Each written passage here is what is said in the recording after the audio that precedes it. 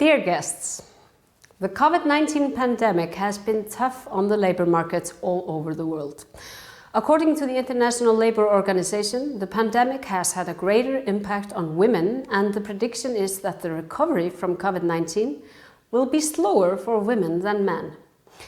With this in mind, we must do all we can to keep on working hard for gender equality, and our goal should be an absolute elimination of the gender pay gap.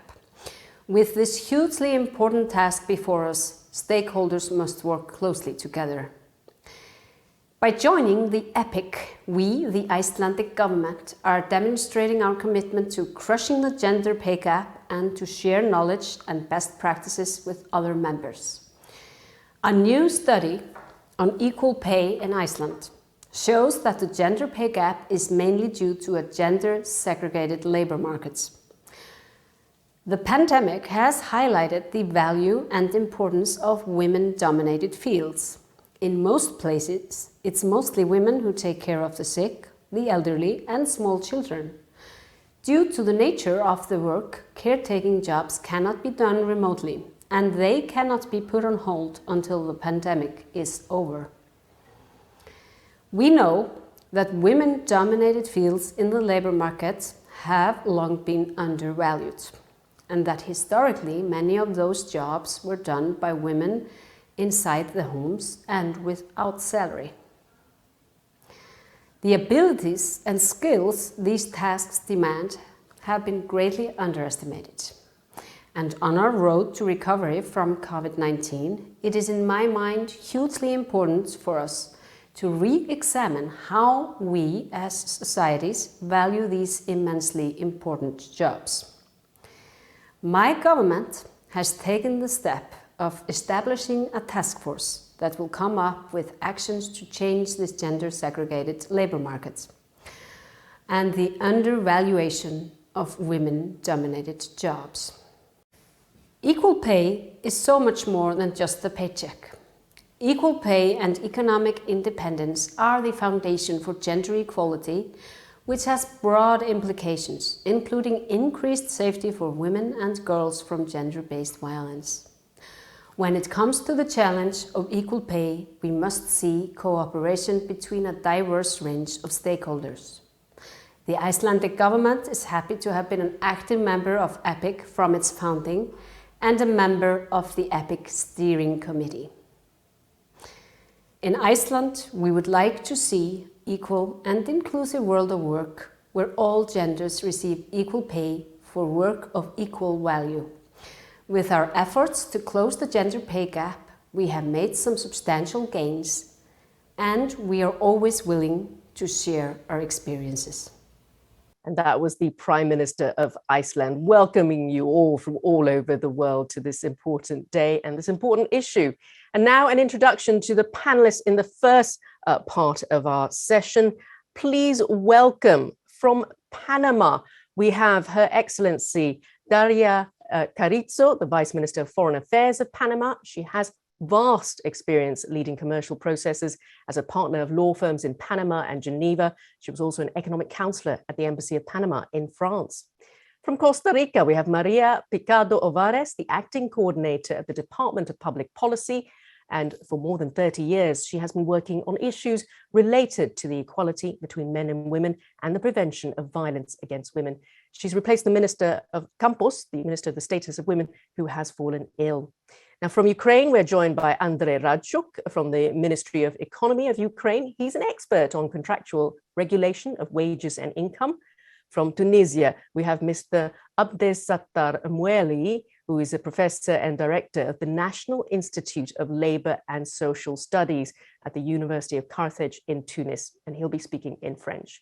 From the Congress of South African Trade Unions, we're joined by Ms. Luisa Tipe, the workers' representative and second deputy president of the Congress. She was instrumental in helping bring about the Parental Rights Agreement, which provides 9 months paid maternity leave, and to date remains one of the most progressive reforms in South Africa.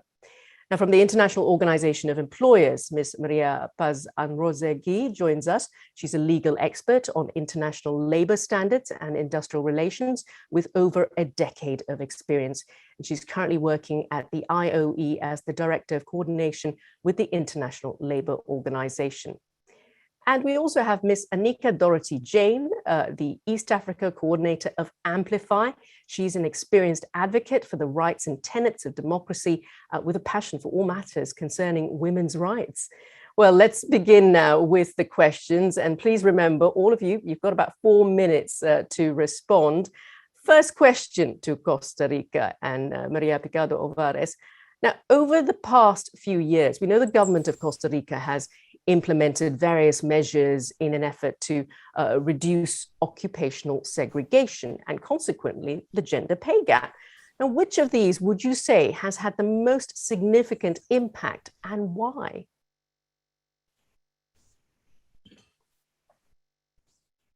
Bueno, buenos días.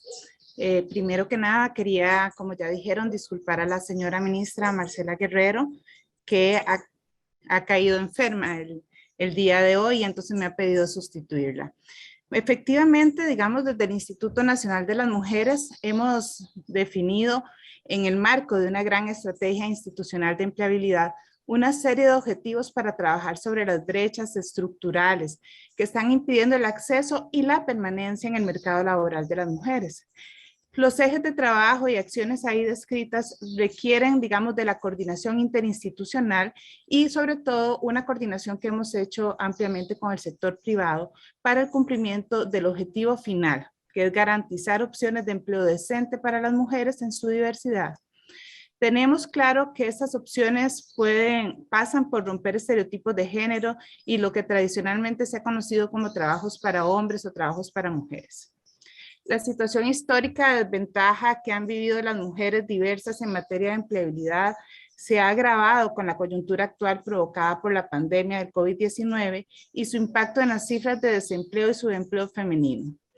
A esta crisis de empleo deben sumarse las transformaciones en el empleo a nivel global y nacional a causa del impacto de la revolución tecnológica. Producto de estas transformaciones, los nuevos empleos están directamente relacionados con procesos de automatización, digitalización y robotización de las actividades económicas, en especial las vinculadas con el sector de servicios, que es donde principalmente se ubican las mujeres en el mercado laboral. Y que en un escenario de mediano plazo representa un riesgo claro de desplazamiento de esta fuerza de trabajo. La reducción de la segregación horizontal del mercado laboral, continuando con las políticas de incidencia sobre la incorporación del enfoque de género en las currículas y procesos de promoción educativa de los centros de enseñanza en todo el país e incorporar el enfoque de igualdad efectiva entre mujeres y hombres en los procesos encaminados al cierre de brecha digital de género son los dos objetivos principales del trabajo del INAMO en este tema. Dentro de los procesos específicos que desarrollamos vamos a mencionar algunos. El trabajo con el Ministerio de Educación Pública del país para el desarrollo del programa de Escuelas para el Cambio. Este programa parte del principio de que el sistema educativo formal es el espacio donde los niños y las niñas adquieren habilidades, actitudes e información que van definiendo sus intereses. Desde ahí se busca trabajar en materia de igualdad y equidad de género. Se desagregan 3 dimensiones: prácticas socioculturales para la igualdad y la equidad de género en la escuela, institucionalización de prácticas de género, participación estudiantil para la promoción de la igualdad y la equidad. La promoción de las áreas de ciencia y tecnología, ingenierías y matemáticas en niños y adolescentes para mejorar su posterior inserción en el mercado laboral, de manera que se incorporen en mejores condiciones a carreras que son más valoradas por el mercado y que se vaya disminuyendo de esta manera la segregación horizontal. También bajo la rectoría del Ministerio de Ciencia y Tecnología y Telecomunicaciones se desarrolla la Política Nacional para la Igualdad entre Mujeres y Hombres en la formación, el empleo y el disfrute de los productos de la ciencia, la tecnología, las telecomunicaciones y la innovación.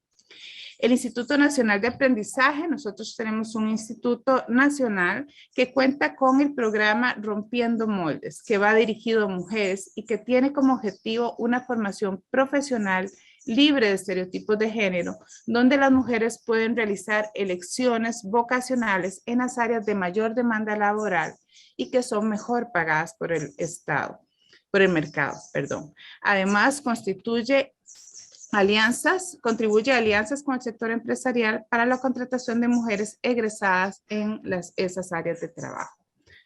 Además, desde el punto de vista de las empresas como empleadoras, el INAMU desarrolla el programa del sello de igualdad de género, que está dedicado al trabajo con las empresas privadas del país para incorporar y garantizar la igualdad en todos los procesos y las relaciones laborales de la empresa. Y donde uno de los ejes de trabajo más importantes es el trabajo sobre los estereotipos de género que están directamente ligados al tema de la valoración del trabajo y por ende a su remuneración. Este programa ha logrado coordinar y articular esfuerzos entre diversos sectores para entender que el tema de igualdad de género y la autonomía económica de las mujeres, además de ser un imperativo ético, es una oportunidad económica para el país. Asimismo, el INAMU ha impulsado la ley de modificación del inciso del artículo 69 del Código de Trabajo y derogación de la ley número 212, que lo que establece la prohibición de la discriminación remunerativa basada en género. Este expediente introduce un mecanismo de formalización y sanción efectiva para avanzar en el cumplimiento de los derechos laborales fundamentales, particularmente en lo relativo a la igualdad remunerativa por trabajo en iguales condiciones. Para ello, la propuesta del INAMU propone reformar y actualizar el contenido del numeral 86 del Código de Trabajo, para actualizar las obligaciones del reporte de las remuneraciones de las personas trabajadoras que las personas patronas han de realizar semestralmente. De esta manera se pretende ir controlando el tema de la existencia de posibles brechas salariales.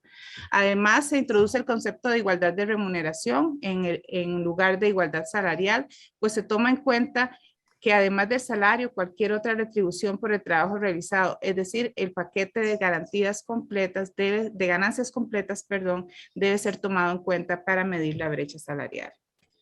En el INAMU queremos avanzar hacia el nuevo contrato social para la empleabilidad de las mujeres y estamos impulsando esto en todos los niveles. Estamos convencidas de que garantizar la igualdad entre mujeres y hombres y cerrar las brechas históricas que las mujeres han vivido no es tarea de un solo sector, no es tarea de la institucionalidad pública únicamente, sino que nos involucra a todos y todas como sociedad. Y esto implica el trabajo con el sector privado como principal empleador del país para garantizar opciones de empleo decente y de calidad con mejores y mayores oportunidades para las mujeres. Muchas gracias. Thank you, Ms. Ovares. I loved what you said about how it is not just an ethical imperative, but an economic imperative too, that women get paid just as much as men for equal work. And next to Panama, and we're hearing from Her Excellency Deira Carrizo, the question is, well, we know the achievement of equal work, of equal value, it's a really complex issue. What has the government of Panama been doing to actively promote this issue, especially during the COVID-19 pandemic, when women in your country, like women all around the world, have been disproportionately affected by the COVID-19 pandemic? Well, thank you. Good morning, good afternoon to all of you all around the world. For me, it's truly an honor to be here and sharing this space to celebrate the International Equal Pay Day. Indeed, the achievement of equal pay for work of equal value is complex, and even more now in the middle of a pandemic that has extremely affected women. And Panama is not an exception. As part of Panama's engagement to the EPIC Coalition, we committed in 2018 to be part of this national work plan to promote equal pay in all sectors. Since this commitment, we have been carrying out actions in order to do so, where education, information to the population is key. Of course, the pandemic has put us in a very difficult situation where we all have to become very creative, and we had to adapt to these circumstances and find ways to promote and this information. So we held like virtual sessions, and we had like webinars. Also, we reactivated the microsite of the Ministry of Foreign Affairs related to EPIC. So this will allow to have people tools for different stakeholders to work actively to reduce gender gap. This EPIC microsite recently published a document titled Gender Pay Gap for Dummies. So you can see that, which gives you like a framework with very basic information to understand this concept of gender pay gap. Also from related workspaces as the Gender Parity Initiative, that is a public-private alliance that has the objective to reduce the gender pay gap. There are several actions that have taken place. For example, the Gender Equality Seal program in public institutions, which creates equality committees to diagnose to pay gap, as well as promotion of the Sí Género program, which is implemented with companies that execute plans and measures to reduce gaps within the institution. We're also working on a communication campaign and workshops on the subject, as well as promoting the use of diagnose instruments, such as the UN Women's Diagnose Remuneration Tool, to promote a culture of measurement that allows us to know the realities of pay gap in Panama. So thank you very much. Thank you so much for that. Really interesting to hear what's happening there in your country. Now, next up, we're going on to Ukraine and Andrei Radchuk. We know that Ukraine is actually one of the few countries where the government, the National Employers Organization and National Workers Organization, well, they've all joined EPIC. So what mechanisms have been put in place for all of these three partners to work together to sustain progress in gender equality and close that gender wage gap in view of the COVID-19 pandemic? Thank you for your question, dear Sharanjit. First of all, привіт всім учасникам сьогоднішнього неймовірного заходу. Сердечні вітання з України. In Ukrainian, this means hello and cordial greetings from Ukraine to all participants to today's incredible event. Thank you for your question. Yes, you are completely right, because now Ukraine is actually the second country after Canada represented in EPIC by all three parties of social dialogue. The tradition of making important government decisions for socioeconomic development on the basis of the social dialogue has been existing in Ukraine for many years.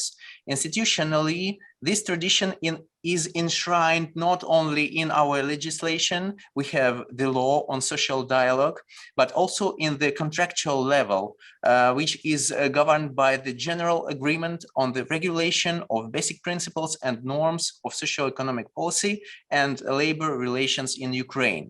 Then there are collective agreements at firms and enterprises which are being developed in compliance with the General Agreement.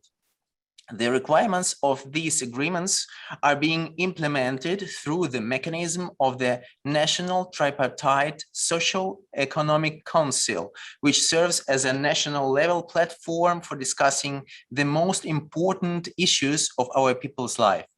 Then we have a system of territorial and sectoral tripartite socioeconomic councils, which serve as effective tools for solving socioeconomic problems in the regions, as well as in different sectors of economy of Ukraine.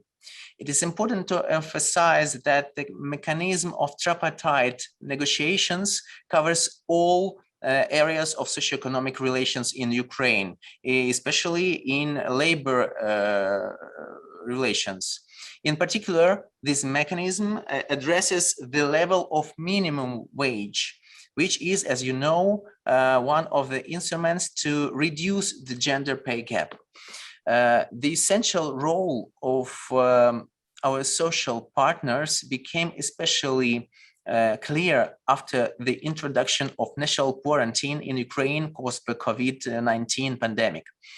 The involvement of all parties into the dialogue related to the lockdown contributed to having diverse perspectives and to considering the needs and challenges that severe quarantine would bring. As a result, 2 months after the introduction of strong restrictions, this dialogue finally led to introducing more flexible, adaptive quarantine that eventually prevented the collapse of our economy. Here, I would like to notice that Ukraine is represented in Equal Pay International Coalition also by 4th important party. I mean our civil society, represented by in EPIC by the Kyiv Institute for Gender Studies. All these parties took an active role in the development of the national strategy for reduction of the gender pay gap for the period till 2023, which is currently in the final stages of public discussion in Ukraine. Thank you. Well, it's great to hear what is happening in Ukraine and all of the actions that is being taken there. Now, let's get the perspective from the employers, and we have Maria Paz Azoregui. I hope I'm saying your name correctly. Now, we know it's been well documented that COVID-19 has resulted in, disastrous consequences, let's face it, for women all over the world, as well as their families. Now, the advances that were made with respect to equal pay seem to be reversed. But we know as well, what's well documented is that pay equity actually translates into more women joining and remaining in the labor market, and as well positive returns for the company in terms of productivity, reduced turnover, higher morale, and attraction for talent. So what can employers do to promote this business case in spite of these economic consequences that we know have happened as a result of the pandemic? Thank you, Saranjit, for this question. Good morning, good afternoon to the audience. I am delighted to be here with you on behalf of employers on this important celebration. And I could not agree more with the comments you made in introducing this important question. COVID-19 hit, unfortunately, women employment more harshly than men, reopening some gaps and threatening hard-won achievements. Statistics confirm that women lost and continue to lose jobs at a higher rate than men and are being hired back at a slower pace. This is not good news if we want to achieve a strong, sustainable, and resilient economic recovery from COVID-19. The news gets even more grim as pay analysts warn that women are at high risk of seeing greater earning penalties as a result of COVID-19 because they're more likely to take time off work or even resign to assume care responsibilities for children attending school part-time or not attending at all, or caring for ill family members. The employer's commitment to gender equality and equal pay predates COVID-19. IOE and its member federations and partner companies have been advocating for the principle of gender equality, gender-neutral pay systems for many years. We believe that men and women carrying out the same work with the same performance level must be paid equally. We are pleased to take part in public debates and policy discussions, both at international but also at national level, that are based on facts and lead to concrete and realistic action to address the gender pay gaps. Actions taken today include business leaders reassessing their hiring and compensation systems to create an equitable environment for women within their companies and to protect gains in gender balance at work. However, and I want to emphasize this is a collective responsibility. Employer cannot do this alone. It is important to have government support to increase awareness of this issue on a societal level. Part of this will mean nurturing young female talents from an early age to encourage them to pursue STEM disciplines, as this is where most jobs opportunities will take place, support them with assuming additional professional responsibilities and balancing this with personal ones, and most importantly, empower them with the skills they need to succeed. The public and the private sector need to work together to focus women employment, on skills development, balanced recruitment practices, and fostering leadership based on capacities, on talent. We feel confident with this approach because we will be tackling the root causes of the gender pay gap. IOE works to ensure that employers around the world advocate and adopt not only policies, but also practices, and most importantly, practical tools that put women on equal footing. These policies, practices, and practical tools encourage supportive and flexible working practices that include adjusted hours, time off, work from home, and productivity measures. In fact, we are convinced that both men and women should be encouraged to use these tools. And technology, artificial intelligence are proving to be to a certain degree great allies in this debate. But as I said, employers cannot do this alone. It is important to have government support to increase the awareness of this issue on a societal level. The IOE community has built a strong and growing gender network, which consists of multinational employer organizations from all regions that are focusing on promoting gender equality and diversity at the workplace, including on equal pay for the work for same work done by men and women with the same performance. Thank you. Thank you so much for that, and great to get a perspective from employers. To South Africa now, and Ms. Louisa Thip, who I believe is online. We know South Africa has long been taking action to combat the gender pay gap. Can you tell us a little bit more about what kind of measures, which in your opinion have proven to be effective there? What has the role of trade unions been in that, and which steps do we need to be taking to further advance along that road, taking into account the impact of COVID-19?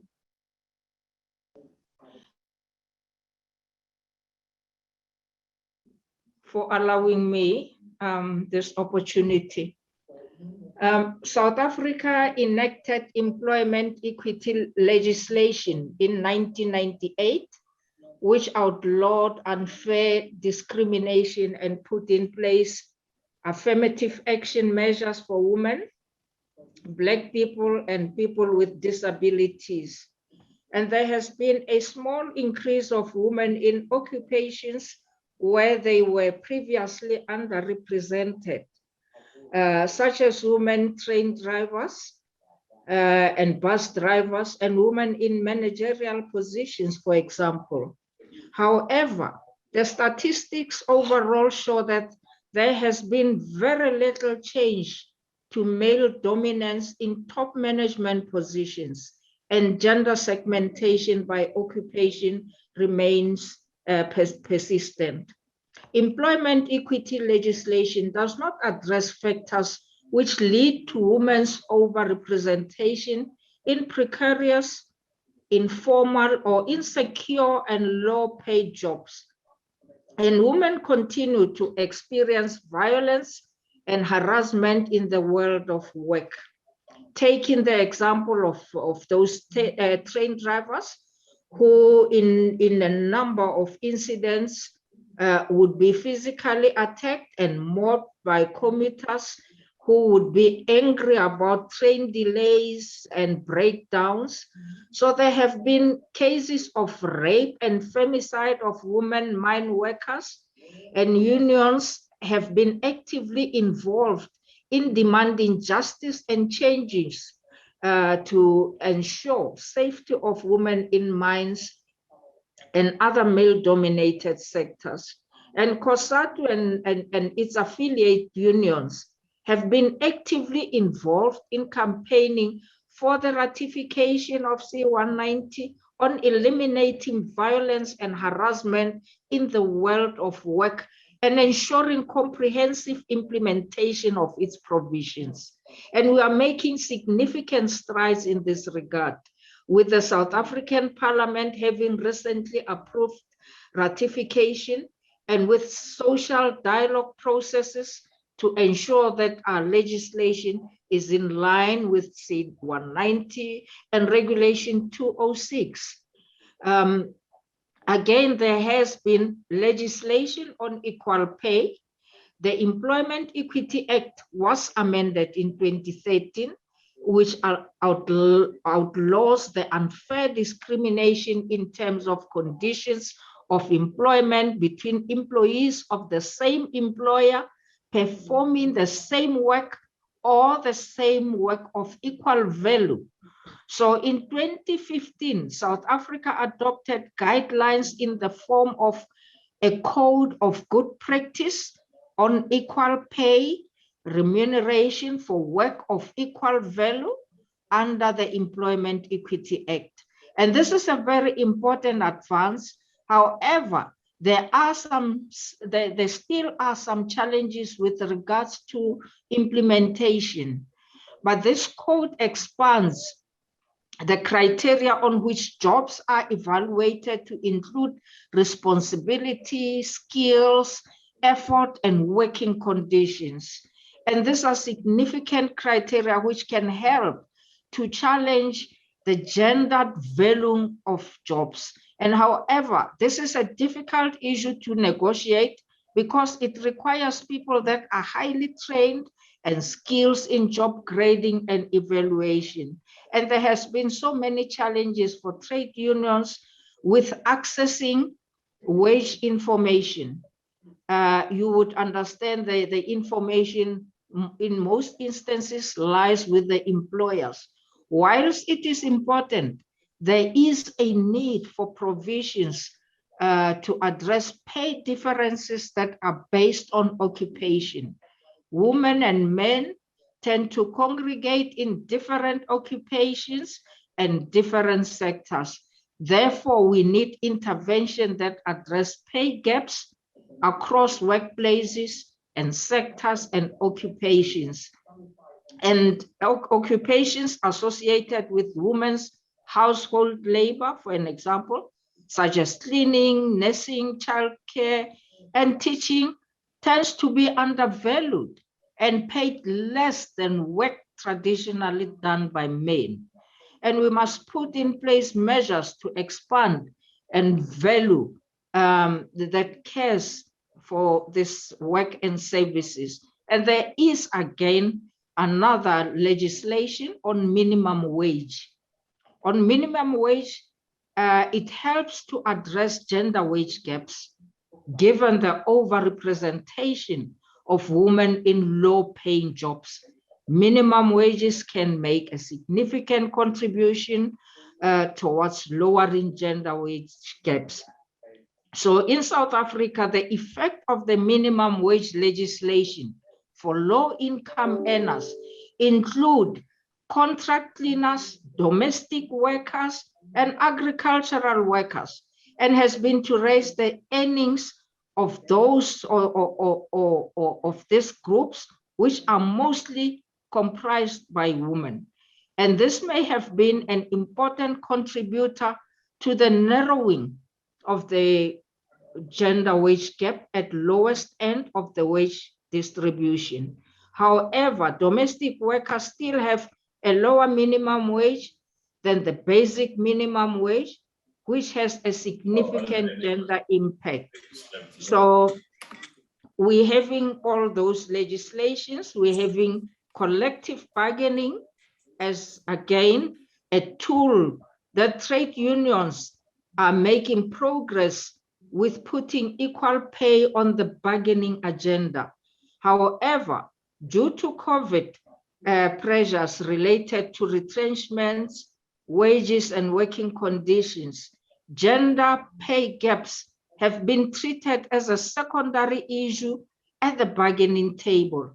For an example, one affiliate in COSATU, which is called Sakau, has reached agreement with a major hotel chain to address equal pay for work of equal value going forward, although it is included as a secondary issue, but it is already there noted as an issue to be discussed. And one other thing is ensuring that workers have the right to freedom of association and the right to organize and bargain collectively as a key factor in addressing wage gaps. However, many low-paid vulnerable workers are not able to access these other rights in practice. But different types of contracts can also hide gender differences in pay and working conditions. So a key challenge is that there is no requirement for employers to provide trade unions with a gender breakdown of wages during these collective bargaining processes. And this should be addressed as an important mechanism for addressing gender wage gaps through collective bargaining. I hope those are the tools that we are now using, and across all the affiliates of COSATU when we bargain with our employers. Thank you so much. Thank you, Ms. Louisa. Thank you. And great to get a perspective from South Africa and what's going on there. Now we can go to Dr. Abdesattar Moelhi. And my question for you is that according to a UN Women report, the actual lowest rates of managerial jobs held by women appear to be in sectors that are dominated by women, such as healthcare, for instance. How has this impacted the gender responsive policies that we know, of course, are incredibly important now at this time of COVID-19?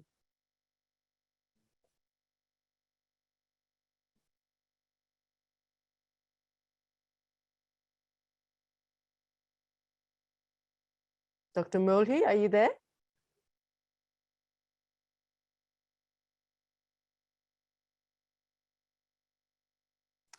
Dr. Moelhi, I've just asked you a question. Can you hear me? We appear not to be hearing you.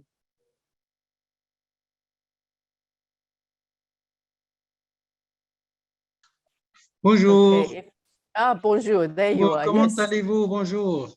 Thank you. Yes, I can hear you now. Très heureux, très honoré d'être parmi vous dans cet événement qui est très cher pour la Tunisie, pour les femmes tunisiennes en tout cas, et moi-même bien sûr, pour un peu donner les acquis, peut-être les perspectives de développement. That's great to hear, Dr. Moelhi. Do you mind putting your video on so we can see you as well?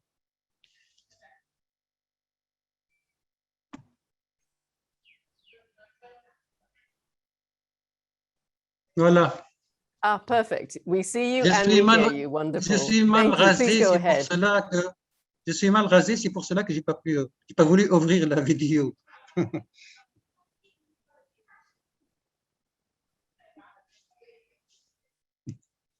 Yes, please go ahead. You were responding to the question about how that we need policy responses to the fact that women who seem to dominate in certain sectors are actually paid far less in those same sectors, and this according to a UN report. Pardon, je n'ai pas la traduction là, en français, je m'excuse, mais je la vois pas. Bon. En tout cas, moi, j'ai deux questions qui m'ont été proposées.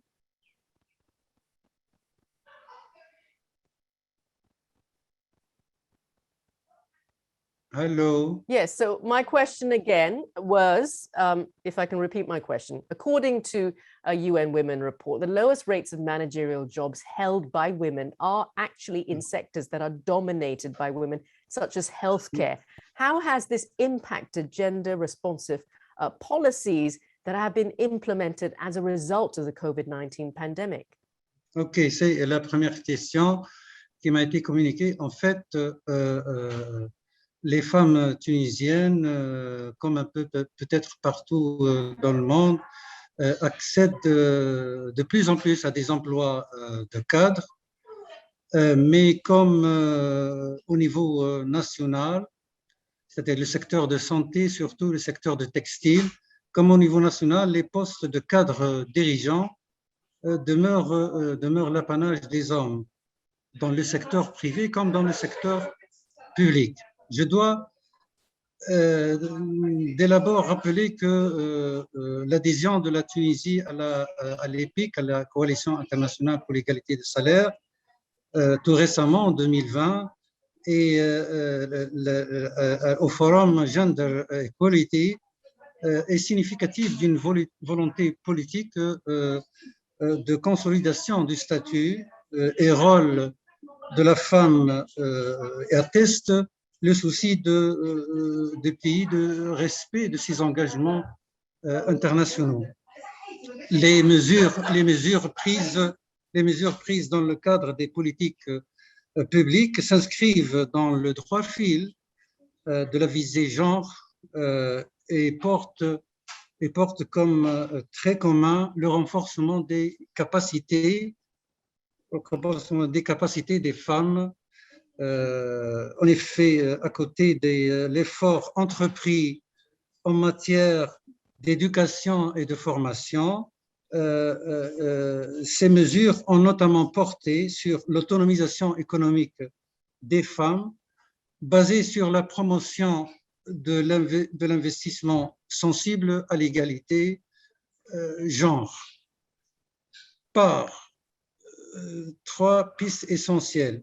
D'une part, l'institutionnalisation de l'appui à l'entrepreneuriat féminin. Concrètement, l'on a notamment travaillé sur les efforts des femmes dans le cadre d'un programme dit Raidet en arabe, qui signifie leaders, et qui est significatif du pluriel de différentes, qui marque le passage de la femme prioritaire à la femme chef d'entreprise, de la femme au micro-projet à la femme start-upeuse, de l'entrepreneur individuel aux femmes entrepreneurs réunies dans une logique d'économie sociale et solidaire.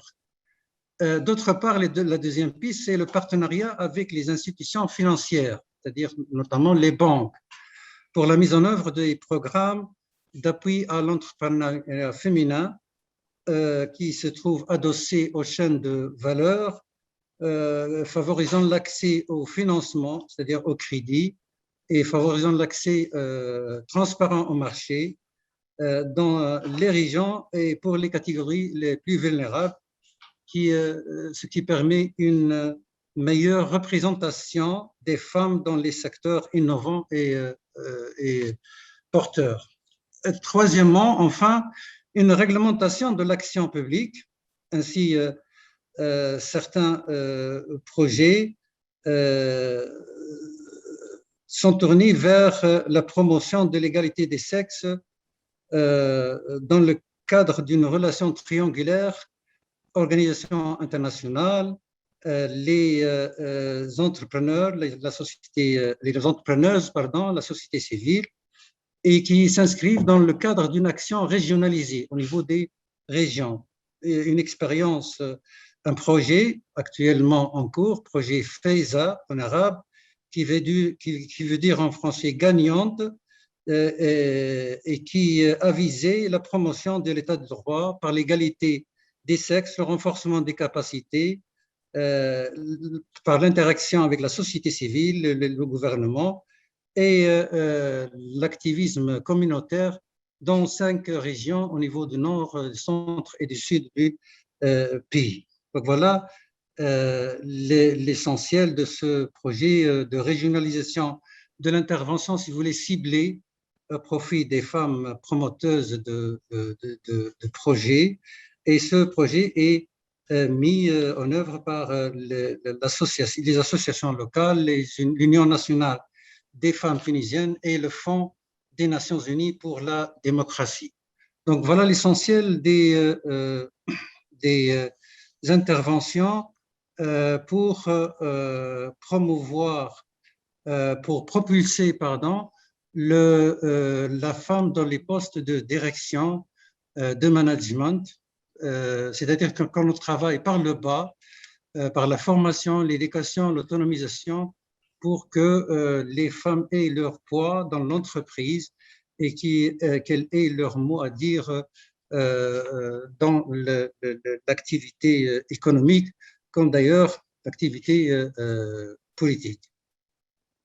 Voilà l'essentiel sur ce point relatif aux femmes dans les postes de direction.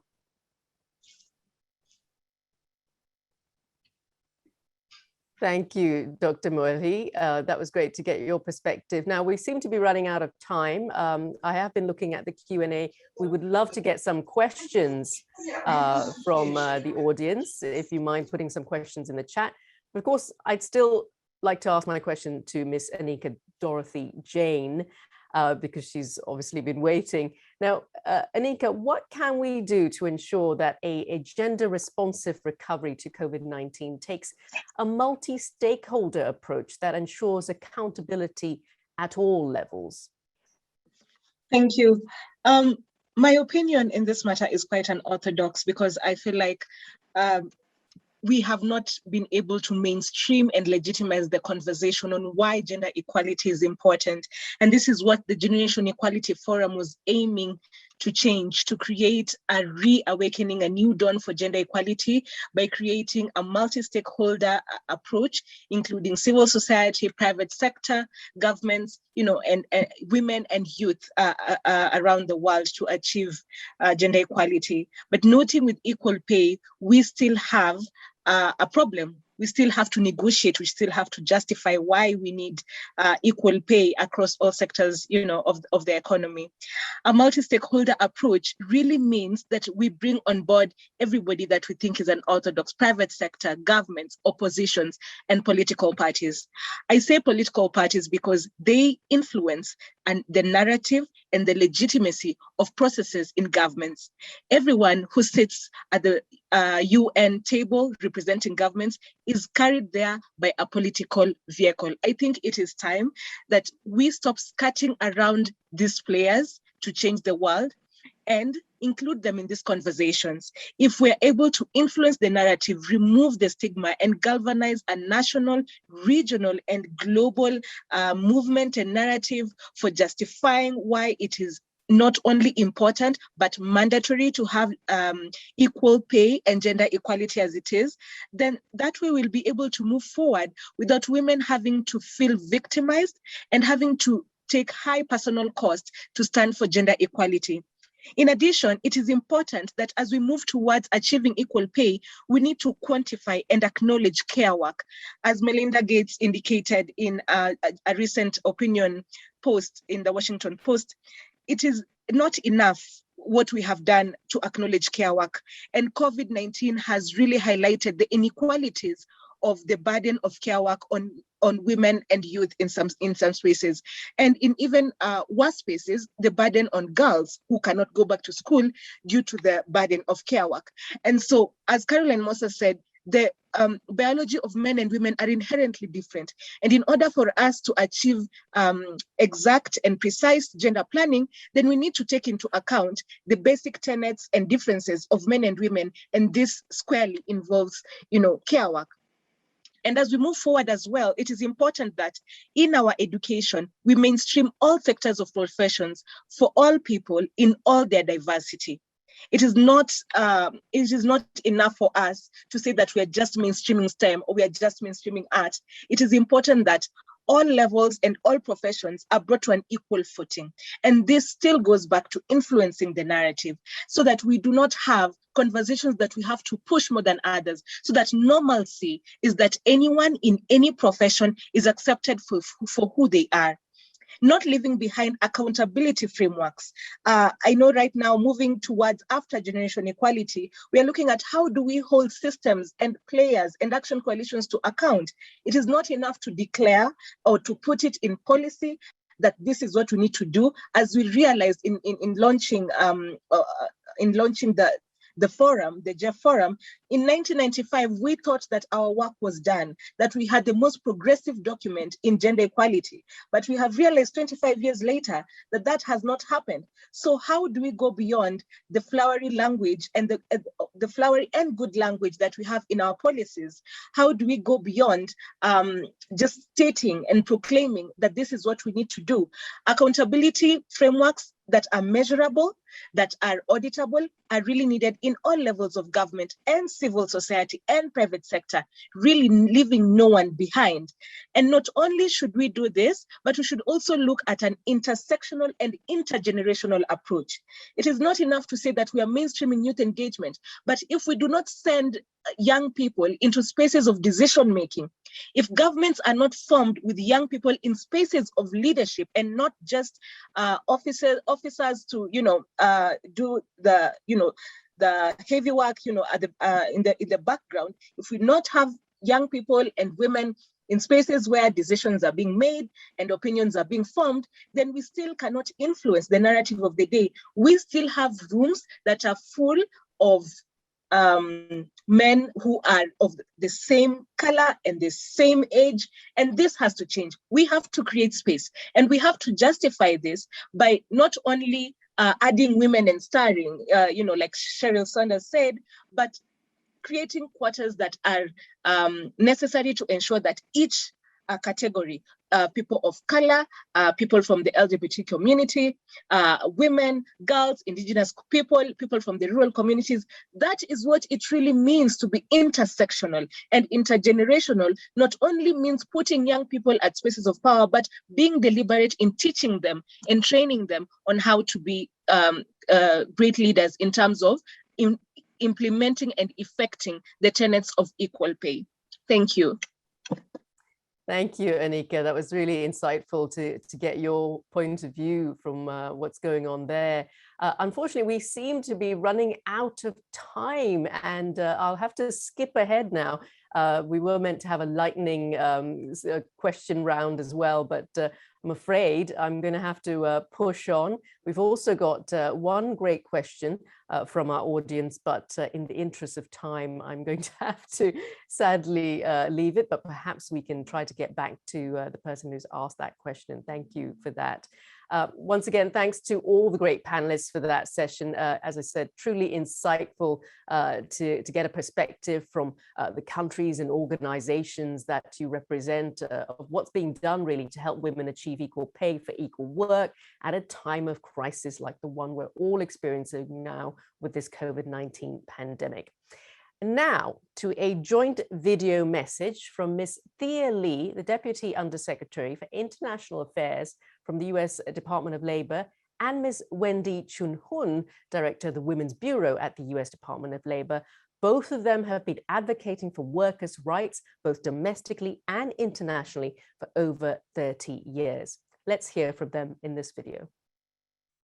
The U.S. Department of Labor is committed to closing the wage gap at home and abroad. Today, on September 17th, the eve of International Equal Pay Day, we are both humbled and honored to be speaking on behalf of the United States as a new member of the Equal Pay International Coalition. My name is Thea Lee, and I am the Deputy Undersecretary of the International Labor Affairs Bureau, or ILAB. My name is Wendy Chun-Hun, and I'm the Director of the Women's Bureau at the United States Department of Labor. For more than 100 years, the Women's Bureau has focused on the needs of working women. We've witnessed tremendous changes in our workforce over the past century. Women's full participation in the workforce is vital to ensure both family economic security and national prosperity. But the COVID-19 pandemic revealed the political, social, and economic inequities that women continue to face in the United States and around the world. The pandemic has set back decades of progress that women have made in the economy. Women here in the United States, and particularly women of color, have faced some of the steepest job losses that are recovering more slowly than men. Women are overrepresented in low-paying, low-quality jobs, especially in the care sector, where many lack access to paid leave and job protection to take care of their own families. In fact, one of our reports found that occupations that employed a larger share of women simply paid lower wages, even after accounting for characteristics of the workers. These realities have left women particularly vulnerable during the pandemic. The Department of Labor is putting women at the center of the U.S. Recovery Plan and building pathways for better employment outcomes for all women. We're doing this by working to increase pay transparency, disrupt occupational segregation, eliminate discrimination, increase access to paid leave and child and elder care to build the economy we all need to thrive. To help advocate for equity in wages and ensure that this moment does not pass without action, the Women's Bureau has developed an Equal Pay Day toolkit with interactive maps and graphics. ILAB works globally to eliminate the gender pay gap by combating violence and harassment, strengthening women's voice at work, and improving the quality of jobs. For example, iLab is promoting gender equality and good jobs in the global garment sector through our support of the International Labor Organization's Better Work program. Better Work factories have reduced gender pay gaps and increased factories' productivity and profitability by training female supervisors, reducing incidents of sexual harassment, and supporting workers' rights, especially for women. We look forward to sharing these resources with our EPIC colleagues and learning in turn from other EPIC members.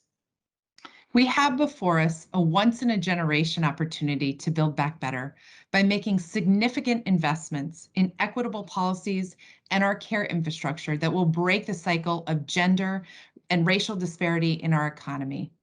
Joining the Equal Pay International Coalition is an important step towards achieving the vision of an equal and inclusive world of work. And the United States is proud to be a member of EPIC and is ready to get to work.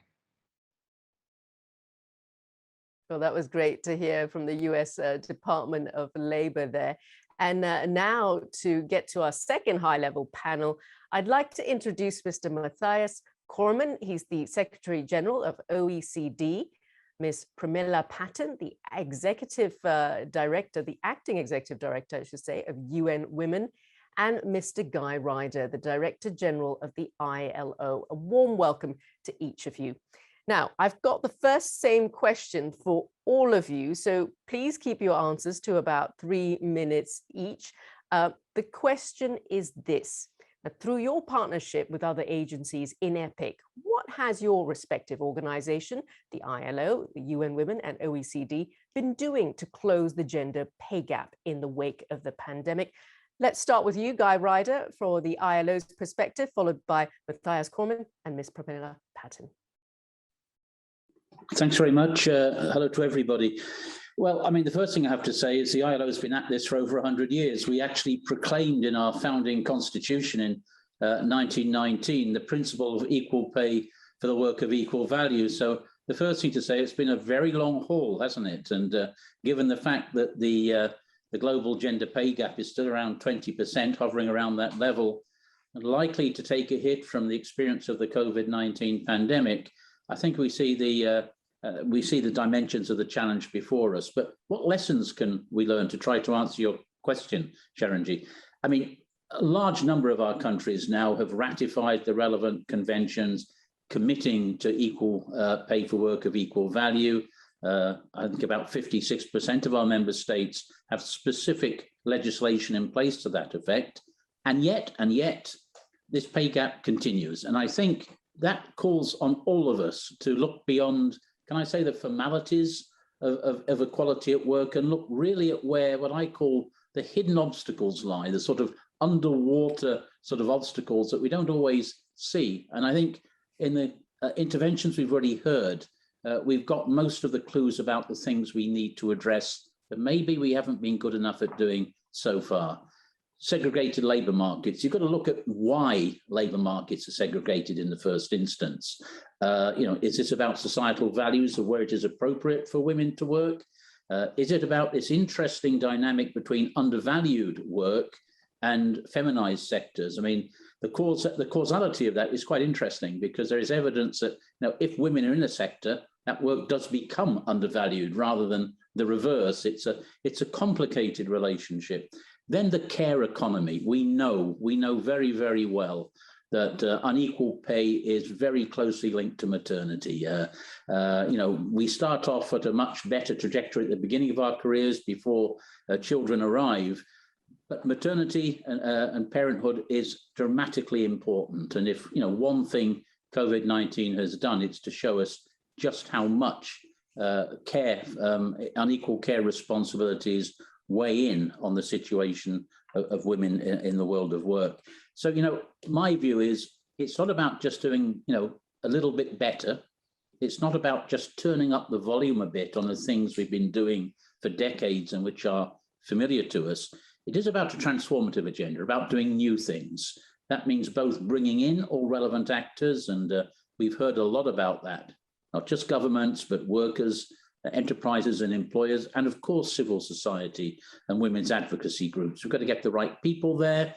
And I also think that we've got to look for these new instruments to bring to hand Pay transparency, I think, is a great example of a new instrument that's come to hand and which can be extremely potent. So the EPIC coalition, I think, in itself is an example of these novel approaches of this new energy, new political commitment.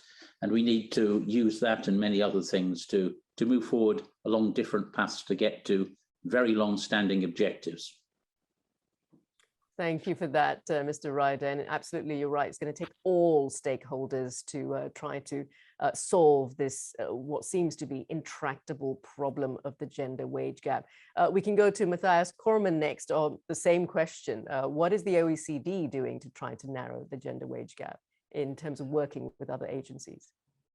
Thank you for the opportunity to comment. Gender equality is a major policy priority for the OECD, and in the wake of the pandemic, we have been urging OECD member governments to integrate gender considerations into their policy responses to the crisis and into their recovery plans.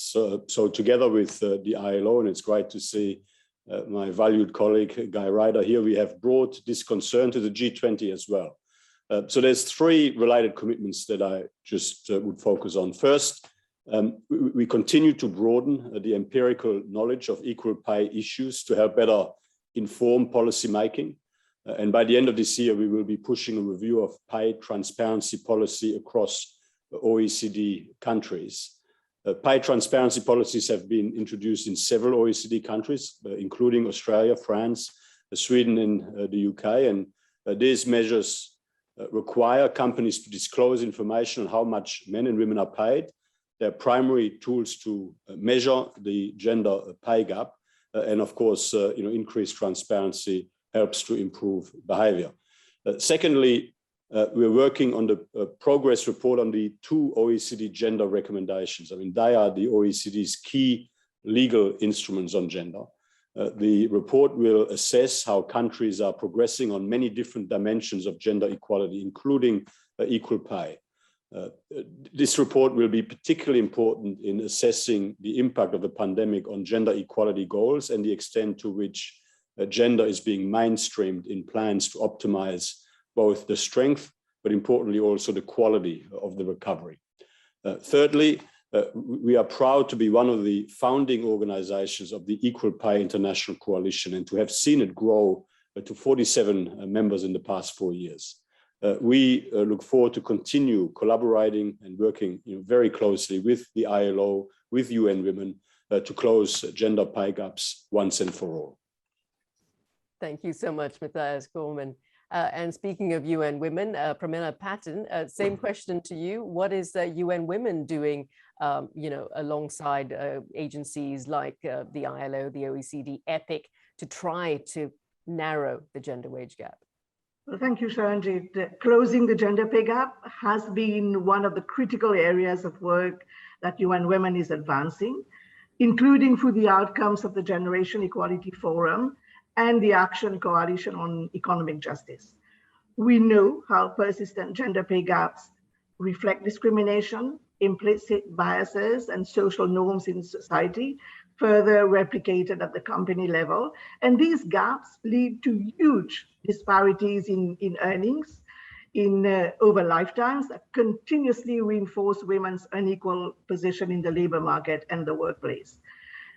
Let me share with you some concrete examples of UN Women's engagement. And these include in China, India, Indonesia, Malaysia, Philippines, Thailand, and Vietnam, where in collaboration with the EU, UN Women has promoted over a 3-year period, 2019 to 2021, the Women's Empowerment Principles Gap Analysis Tool to enable more women to lead, participate, and have access to enhanced business opportunities and leadership within the private sector to advance sustainable and inclusive growth.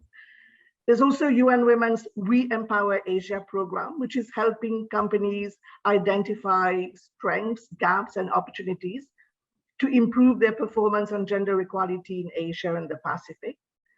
There's also a EU-funded win-win program, which UN Women has developed a tool called Diagnosis for Equal Remuneration, a new self-assessment tool to support companies and organizations grappling with the challenges of eliminating gender pay gaps. And the tool helps to assess whether a company's pay structure recognizes work of equal value and can be applied by any organization, whether private company, public entity, association, or foundation with paid employees. And I must stress that the tool has been designed to be accessible and simple to use and to accurately identify and estimate the magnitude of gender pay gaps. These are just a few examples. Yeah, it sounds like an extraordinary tool and would love to hear more about it. Now, back to Mr. Corman from the OECD. Another question for you. Why is it important to ensure a gender-sensitive policy response to this pandemic? Well, the COVID pandemic has affected women disproportionately more than men. I mean, that is, very, very clear. And in the early phases of the crisis, the most negatively affected industries were major employers of women, and gender gaps in unemployment were widening. Thanks to some of the emergency policy measures, these gaps have since narrowed. However, women are most often still the main providers of additional family care responsibilities resulting from school closures, for example. So even before the pandemic, across the OECD, women spend on average around 2 hours per day more on unpaid work than men did. And during the pandemic, that worsened further. So over time, additional caregiving may lead to women reducing their working hours or leaving the labor market entirely. And this can further inhibit the equal participation of men and women in the labor market. So we need to close gender gaps in employment as part of our recovery plans. And Nordic countries' strong gender equal attitude, supported by good public policy, led to an increase in female employment rates of 20 to 25 percentage points over the past 50 years, which contributed to about 10 to 20% of average annual GDP growth per capita. So the OECD's policy framework for gender-sensitive public governance, we believe, can support governments in putting their gender equality ambitions really into practice. Today, 18 OECD countries make use of gender budgeting tools, while 30 OECD countries conduct gender impact assessments of regulations, and we, of course, want to grow that further. That is so incredibly important. Thank you, Mr. Matthias Corman. Now, back to Pramila Patten. You spoke a little bit about the challenges faced by women, but what are some of the greatest challenges? We know it has been incredibly hard. It's something we've been hearing about all throughout this conference. What are the big challenges faced by women in the wake of the COVID-19 pandemic, in the workforce particularly? Well, the pandemic had a near immediate effect on women's employment, with mass layoffs and furloughs falling disproportionately on industries that actually employ women. Women make up 39% of global employment, but they account for 54% of overall job losses. And despite companies' efforts to support employees during the crisis, we see how working women are feeling more exhausted, burned out, and under pressure than men are, due largely to an unprecedented rise in women's care responsibilities. And also, as the economy re-emerges from the pandemic, we note how women's path to re-entry and re-engagement in the workforce could be made steeper by a need to reskill or find new career pathways. Women essential workers have risked their lives to help our communities through the COVID-19 crisis, but they continue to face a major pay penalty. Globally, women are 70% of health workers, and in most regions, upwards of 80% of nurses and social care workers. In the US, for example, essential workers in care services earned 18% less than other workers that were defined as essential during the pandemic. And countries across sub-Saharan Africa rely on over 900,000 community health workers to support their fragile health systems. And over two-thirds of these frontline workers are women. And 86% of these frontline workers are unpaid. Yeah, it is just such a tragedy, isn't it? When particularly they are the ones that are so needed at a time like this during a pandemic. So tell us, what is your solemn appeal then to all labor market participants? How can they stop this regression of the equal pay progress that we've achieved that essentially has been caused by this pandemic? Well, my appeal to labor market actors in terms of measures to curb that regression of equal pay progress during the pandemic really are what UN Women is strongly advocating. And that includes a range of measures, such as the importance, the criticality of increasing minimum wages, as many women are clustered at the bottom of the pay distribution, as many panelists have highlighted this morning. Promoting fair and non-discriminatory employment processes, including pay transparency. Offering paid parental leave could be another option. Supporting more flexible work arrangements. Supporting collective bargaining. Increasing pay in industries where workers are women, such as health, child and social care, as well as community health care. It is also highly recommended that current wages are not based on pay history. Workers' pay history or past salaries should really not determine the level of their present or prospective salary. And UN Women is also recommending the allocation of a dedicated budget, even if it is temporary, to address pay cases where pay gaps are explained by gender discrimination. It's so incredibly important, isn't it? Now, back to you, Mr. Corman from the OECD. You talked a little bit earlier about some of the tools the OECD is trying to implement to correct this, to try to solve this problem of the gender pay gap. But what should be done to prevent the crisis from, unraveling years of progress on gender equality, particularly in the global economies and the labor market? Well, that is the key question. I mean, the pandemic put a stop to the rising workforce participation of women worldwide, bringing an end to 7 years of continuous progress heading in the right direction across G20 economies. So facing COVID-19-induced setbacks will require concerted and determined action. However, the policies to support gender equality now are not fundamentally different from those that were needed before the pandemic. So let me just focus on 3 important examples. Firstly, access to affordable quality childcare was and continues to be important. Childcare costs heavily influence women's incentives to work as a second earner in the family, and many OECD countries provided a temporary boost in terms of assistance during the crisis to parents, but structural barriers such as the high cost of childcare services still need to be addressed on an ongoing basis. Secondly, parental leave availability for all parents, another important issue. Emergency parental leave was fundamental for working parents facing childcare and school lockdowns. So building on the experience during the pandemic, promoting the use of parental leave for fathers will be key to prevent negative effects on mothers' career progression and earnings moving forward.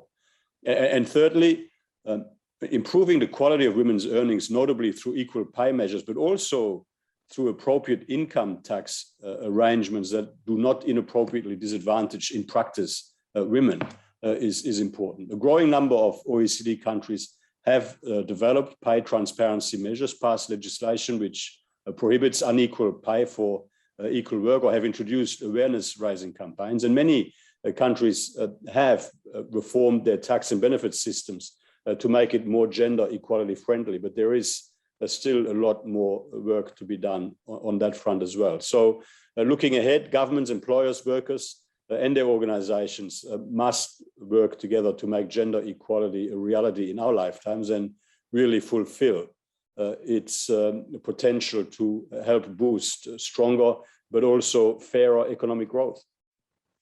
Indeed, in our lifetimes, that is the crucial thing that we are looking for to happen, isn't it? Thank you, Mr. Matthias Corman. Now, finally, a perspective from the ILO. We've got Guy Ryder. What have we really learned from the COVID-19 pandemic that really needs to be put at the center of future work on gender equality in the world of work? But thanks. I think that the major lessons have been well summarized in the debate that, during COVID-19, women have been hit harder than men in all sorts of ways. That women's work, whilst essential, we now realize healthcare is badly undervalued. And I think that the key thing that we have to reflect upon now is what our objectives are as we pull out, hopefully pull out at least of the COVID crisis. There are two or three options here. One is that we try to get back to where we started, and that might seem like quite a benign outcome given where we've been. But I think building back better, as the phrase goes, implies doing new things and better things. And there are a certain number of crossroads here. If you look at what's happened to women in the last year and a half, there is there not a real danger of a re-traditionalization of gender roles at work and in society? Because it isn't only because women were concentrated in the hardest hit sectors that their displacement from the workforce has been so disproportionately great. Choices were made as well. When it came to picking up care responsibilities, it was women who did that rather than men. It could have been otherwise. And the danger is that same attitude will play out when it comes to the return to work, that men will go back to work and be hired before women. And that, that re-traditionalization, to put it in a nutshell, will lead to a situation in which we're not just going back to where we started, we're going to even further back. And it is a real danger, and we have to try to counteract it. I think as well, we do have to learn from the experience, and the lockdown was a stressful thing, wasn't it, of violence and harassment suffered by women, something which of course existed before the pandemic, but all of the evidence, it's not always easy to find, indicates was exacerbated by the situation of lockdowns, etc. Convention 190, the very latest ILO convention against violence and harassment at work, not limited to gender violence and harassment, but very strongly focused upon it, really does need to be ratified and applied around the world. But perhaps the last point I want to make is, despite its awful impact in all sorts of ways on our health, on our societies, on our livelihoods, this pandemic is an opportunity to step back and look at the way our labour markets and our societies have been organised for a very long time. Disruption of this nature, once in a generation, or maybe more than just one generation, is an opportunity to step back. It opens up policy space. It opens up the possibility of doing things differently. Who could have imagined the policy initiatives of the last year and a half had we not known about the pandemic?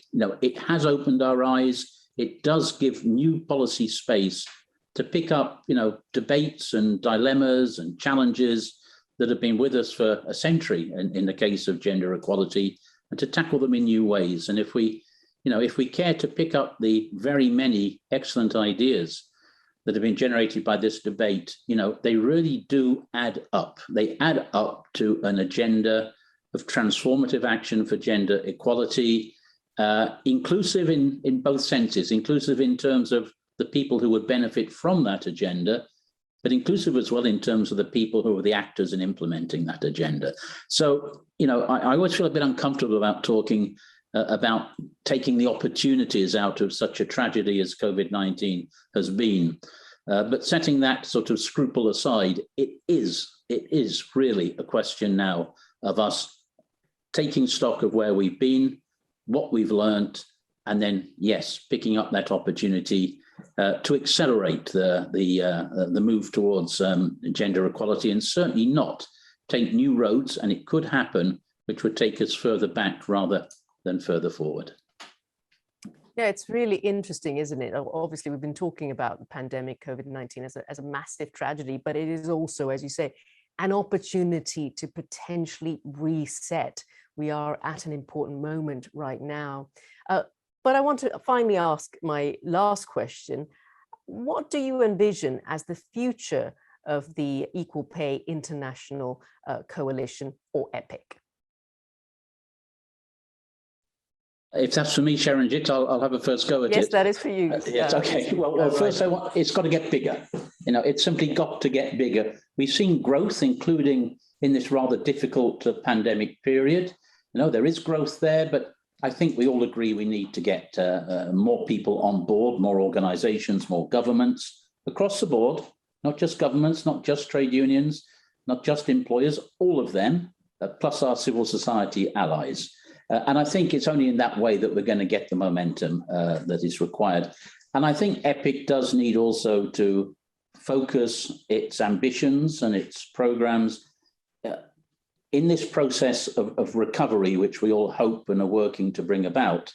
It needs to make sure that this gender dimension is injected very, very firmly in the recovery process. You know, this recovery has got to be, and then the list of adjectives gets very long. It's got to be green, it's got to be equitable, it's got to be this, that, and the other. But it's also got to be, equitable in terms of gender equality. And these aren't sort of just add-ons.